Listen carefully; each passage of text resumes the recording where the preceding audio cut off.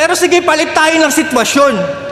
Kung ako yung nag-champion ng tryouts, isa buhay at 2x2, malamang, sementado na ang aking pangalan.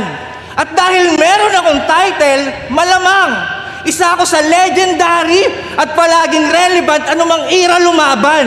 At dahil meron akong title, malamang, kasama ako sa most viewed at palaging nasa top 10 ng mga tao. Ngayon, alisan niyo ako ng title. O di ba ganun pa rin? Wala namang nagbago!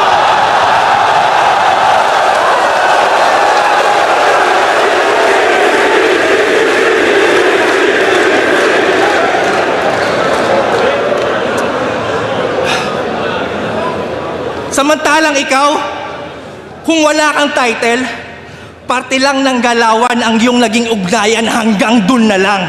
Yan ang katunayan na hindi ka kahusayan, nag-champion ka lang! Kulit, no? Dati niyayabang mo yung meron. Ngayon wala yang nagawa. Nabaliktad ang sitwasyon, ikaw naman ang niyabangan ng wala.